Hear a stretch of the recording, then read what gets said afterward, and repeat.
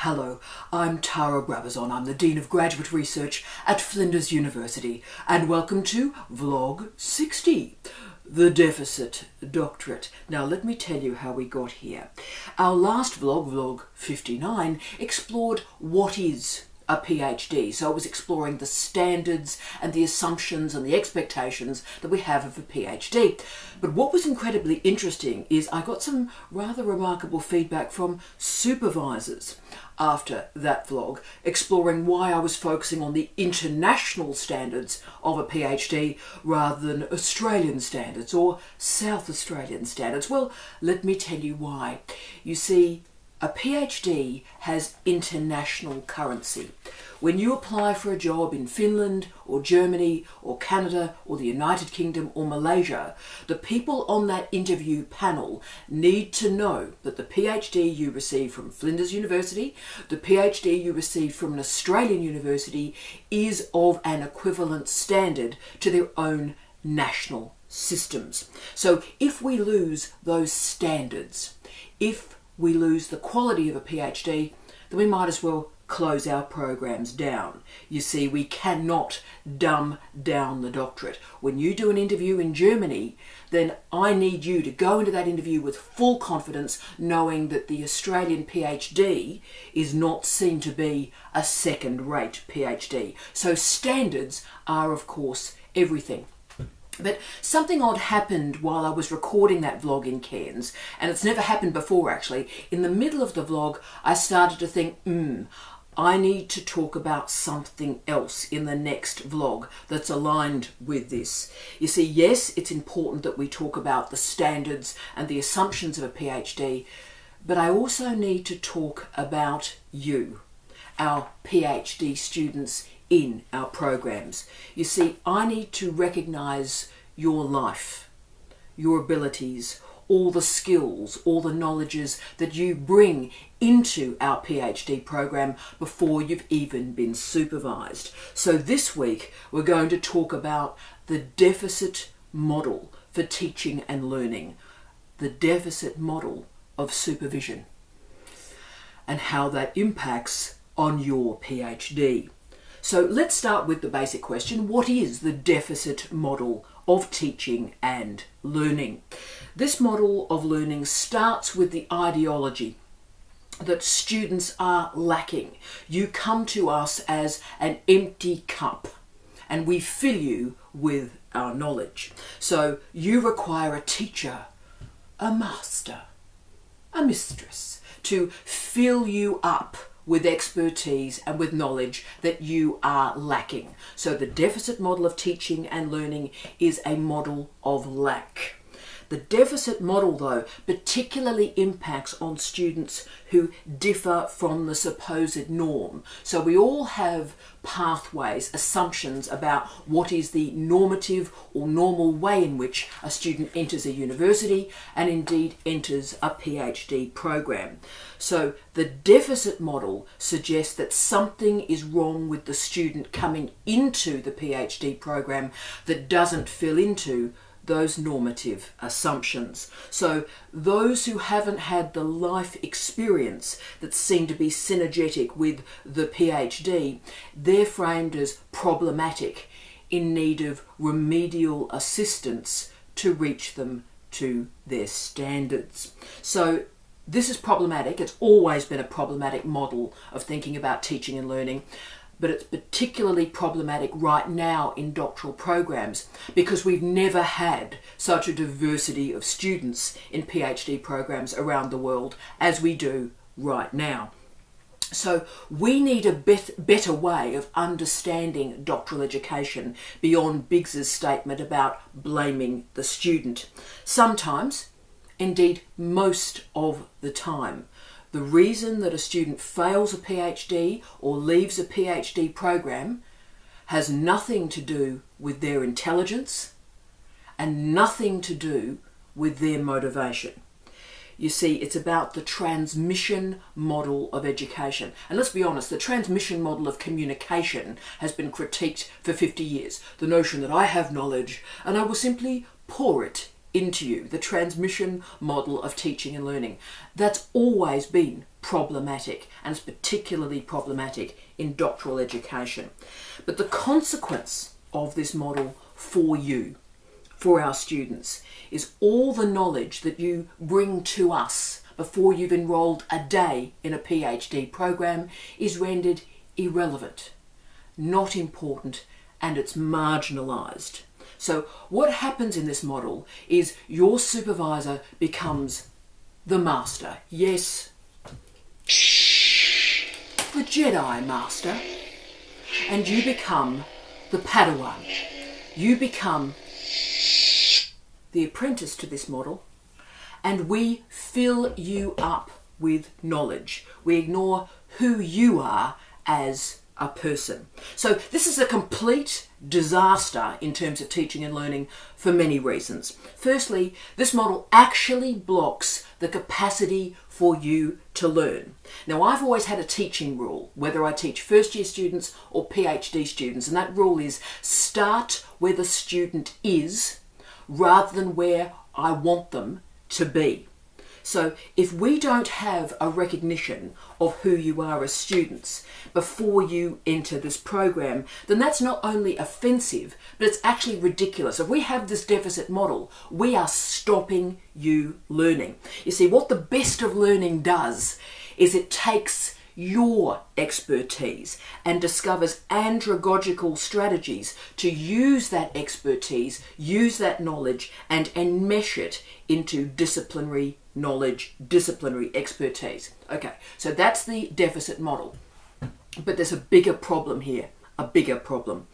The ignorance and the marginalisation of student knowledge particularly impacts on our candidates who are already discriminated against in the rest of their lives. So we're talking about Indigenous students, international students, students of colour, women, students with an impairment, gay, lesbian, bisexual, transgender students, and also, of course, students of differing ages.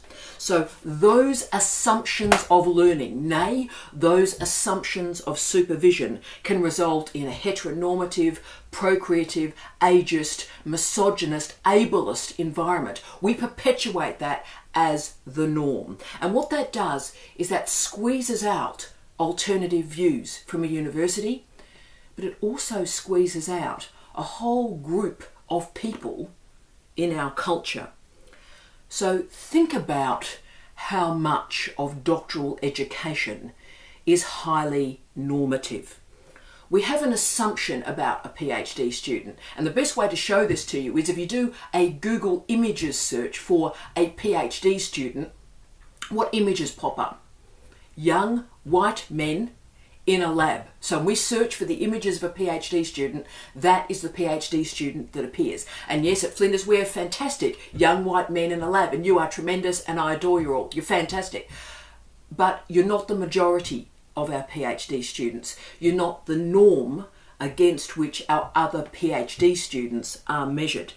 You see, such assumptions about what is a PhD student hurts profoundly individual students, but also blocks us from making radical changes in what we think of as supervision. Barbara Lovitz, in a fantastic book titled Leaving the Ivory Tower, presented a startling and a horrifying statistic. And this statistic keeps me awake at night, every night. And this statistic is 50% of the students who commence a doctoral program do not finish it. I'll say that again, 50% of the PhD students who start a doctoral program do not finish it. Now that's sort of the international standard. It varies per institution and national model, but it does focus the mind, doesn't it?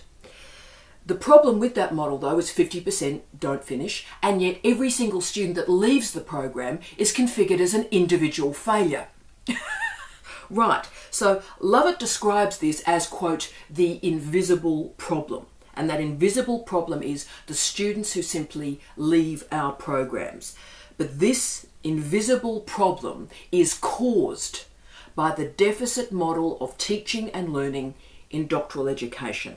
Because, hang on to yourself, the attrition rate for racial minorities and women is higher than the attrition rate for white men. Wow. Okay. Now, the research is showing that the completers of a PhD and the non-completers of a PhD are equally academically talented. So it's not about ability. So why are those students leaving our program? Big question. The solution that we as universities should implement is to assume, and too often I think we assume that attrition is caused because we select the wrong students. So if we just tighten up our selection process, we tighten up who we let into our program, then the attrition rate will magically go down. Well, you know what? Universities have done that over the last 20 years. We've tightened up our selection protocol, have more and more barriers to get into a PhD student program, because if it gets more prescriptive, then the attrition rate will go down. That's wrong. As we've got more and more and more selective, actually the attrition rate has gone up. And that's because our institutional supervisory strategies have not changed. So what's happening is we've maintained the deficit model. So why have we allowed this to be proliferated? Why have we allowed each individual student to have that individual sense of failure rather than thinking, right, there is a structural problem occurring in our institutions that we have to address? So you notice what happens if we keep blaming individuals, then the university system is never to blame. The individual simply didn't work hard enough, didn't have the ability, all the excuses that we use, rather than the institution, the international higher degree sector assessing the impact of a deficit model on our PhD students and programs. And of course, students take this on. What happens is our students do blame themselves. So they're not good enough. And all the stuff that I see from all the wonderful students that contact me from around the world, all the manifest symptoms that you discuss, like stress, feelings of inadequacy, that imposter syndrome stuff, and also a whole series of health concerns, particularly mental health concerns. For me, all those characteristics are actually proxies that a deficit model of teaching and learning and supervision is in place. So, how do we create a socially, culturally, intellectually just environment in our PhD programs? Well, the first thing is to assume and remove the assumption, really, that the supervisor is God. The supervisor is a deity, the supervisor is Yoda, the supervisor is the carrier of all knowledges. We are supervisors, we're ordinary people. You know, there's all sorts of things I do in life that are pretty good. I have a lot of problems managing my refrigerator. I'm not a god, I can't manage my fridge properly. So remember, you are writing this thesis for two people. You are writing your thesis for examiners. You are not writing your PhD for your supervisors. The one thing I can guarantee to you is that your supervisors will not be your examiners. Okay? So we need to remember, following on from Biggs, that learning is a way of interacting with the world. Learning is a way of interacting with the world. It's not your supervisor's way of interacting with the world. It is your way of interacting with the world. Therefore, supervisors are present to help you learn. And therefore, to help you learn, we have to understand you first. We have to understand your world, your worldview. And then, once we understand you, we can connect your worldview with the disciplinary expertise and the standards we expect of a PhD. So think about the impact of removing the deficit model from supervision, from teaching and learning. All of a sudden, we can recognize the great expertise, the great knowledge that our students bring to our program, to our universities. Let me give you a couple of examples if I can.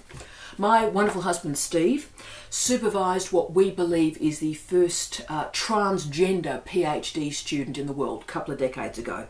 This student proposed and researched new laws for England and Wales to guarantee the rights of transgender people. This student changed law and changed the world through their PhD research. But he also suffered incredible abuse, so did his family. They had excrement put through their letterbox. His partner was spat at in the street. And even Steve got a fair amount of heat from his colleagues by allowing, quote unquote, those kind of people into a PhD program.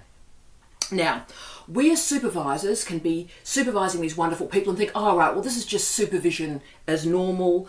We can suggest that this student might be in deficit. They're not quite managing the standards we expect of a PhD. And actually, what's happening in the rest of their life is irrelevant. Or, you know, we could recognise the gift that socially diverse students bring to our PhD programs. When we do that, though, we have to recognise the discrimination and the prejudice and the social injustice that many of our students confront on a daily basis, and that will change how we supervise them.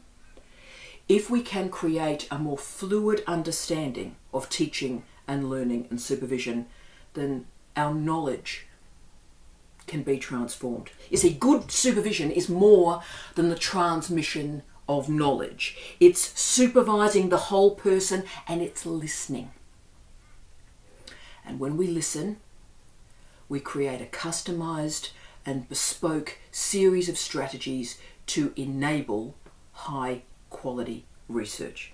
So I'm not undermining or undervaluing excellence here. My life, my career has been based on affirming excellence in teaching and learning. But what I am suggesting today is that we can maintain standards without standardization.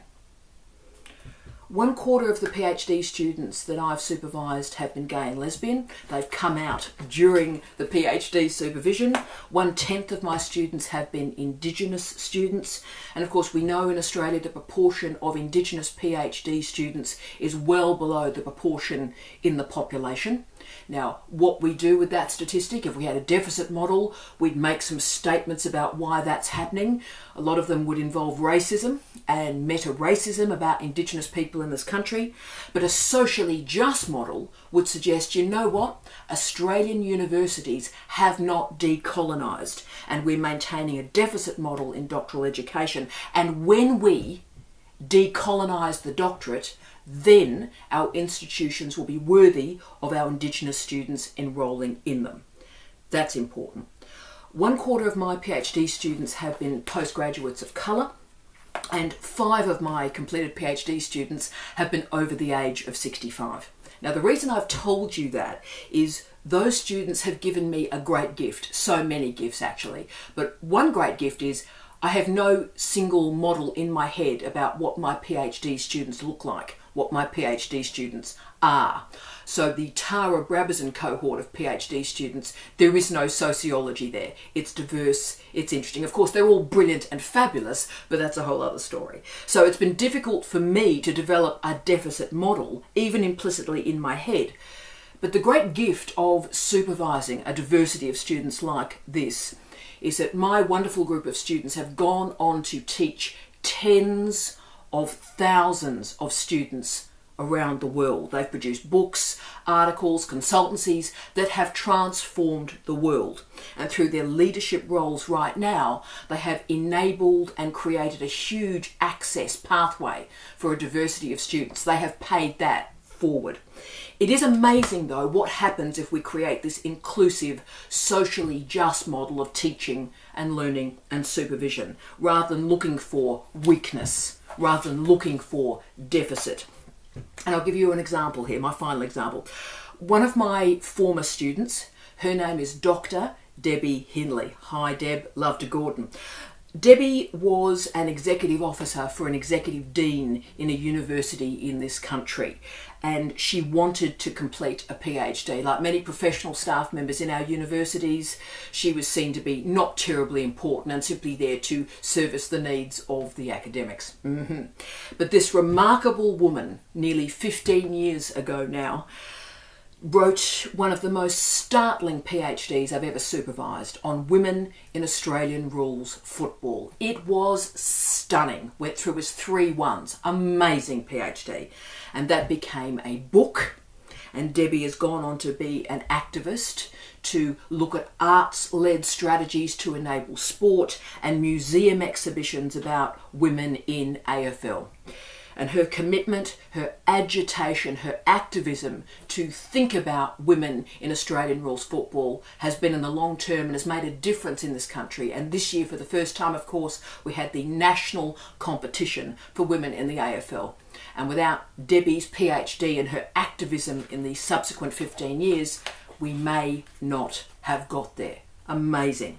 You see, Deb understood from her professional life what it was to be overlooked and underestimated and marginalised. But instead of her accepting her lot as a professional staff member, she showed great courage, guts, and wrote the key first argument in this country about women and Australian rules football. She looked at the history and she provided the future trajectories for policy work. So when I think about supervisory excellence, when I think about what a great supervisor is, my answer is often quite different from a lot of the policies around the world. I look for the men and the women who create space. Space for difference, space for social justice, that listen to our students and create a journey for these students to success. It's only when we think about our PhD students as already full, as already accomplished, as already remarkable at the start of their candidature, that they don't need us as supervisors to make them complete. They're whole before they begin with us. At that point, our job transforms. We're not fixing these students. We're enabling their success for the next moment of their life. This is what I call supervision. The key is in the word, supervision. Seeing the gift that our students can bring to knowledge and enabling those gifts to reach the standards required of an internationally rigorous PhD. No deficit here. None. Just an opportunity to render our universities more socially just. This will transform the knowledge around us. It will transform this nation. So for me, as a favour to your old dean this week, do something for me. Remember who you are. Remember how extraordinary you are. Remember all the gifts and the knowledge that you brought to this PhD program. You are a great gift to this university because you are creating new knowledge. And you're creating new knowledge because of who you are, rather than in spite of it. As always, I wish you love, light, and peace. See ya.